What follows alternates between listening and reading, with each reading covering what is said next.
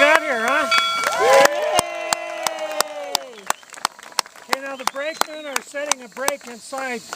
They'll get down off the locomotives and they'll put a chain around the rear wheel. That's the emergency brake, so it won't go anywhere. First guy off the locomotive here is the Reverend John Todd.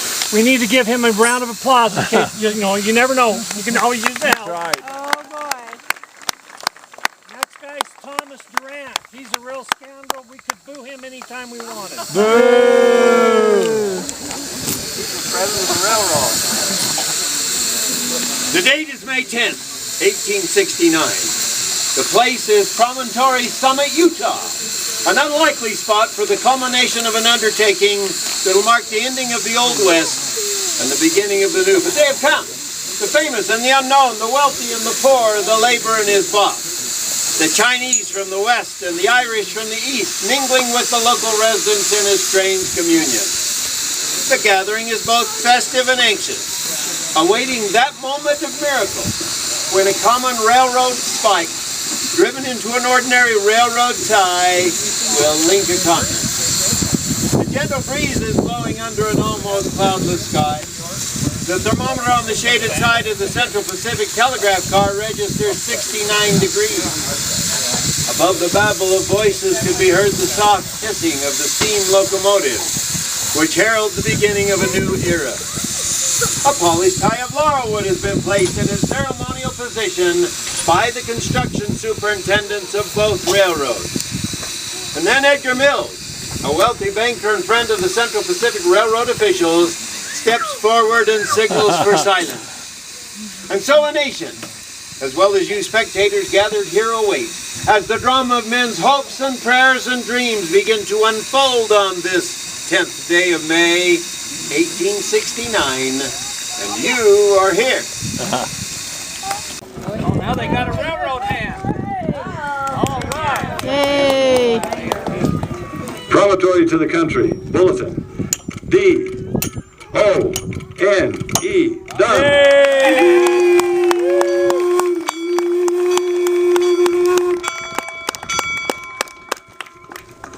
Now at that moment, one era ended and another began. Hold it.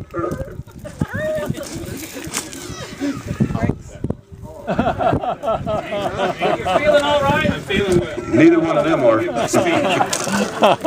Ladies and gentlemen, henceforth, there is but one Pacific Railroad of the United States of America. Promontory to Ulysses S. Grant, Washington, D.C., and to the Associate Press, East and West. Final bulletin, Promontory Summit, Utah. Territory, May 10th, 1869, 12:50 p.m. Mr. President, the last rail is laid, the last spike is driven, the Pacific Railroad is complete to a junction 1,086 miles west of the Missouri River and 690 miles east of Sacramento City, California. Signed, Leland Stanford, President of the Central Pacific Railroad, and Thomas Durant, Sidney Dillon, John Duff of the Union Pacific Railroad. This is the part you rehearsed. 3 cheers for the Union Pacific Railroad. Hip, hip, hip. Hooray! Hip, hip, hooray! Hip, hip, hooray! Union Pacific. Well done, Governor. Well done. Doctor, we can do better than that. Sure we can. Okay, ladies and gentlemen, let's give 3 cheers for the Central Pacific. Hip, hip, hooray! Hip, hip, hooray! Hip, hip, hooray! It's your turn, Richard. At that moment, one era ended and another began. The Golden Spike became a symbol of hope for a better way of life, with new challenges yet to be conquered. We thank you, ladies and gentlemen, boys and girls, for being with us today, and have a safe journey wherever you might go. Let me give you a little railroad trivia.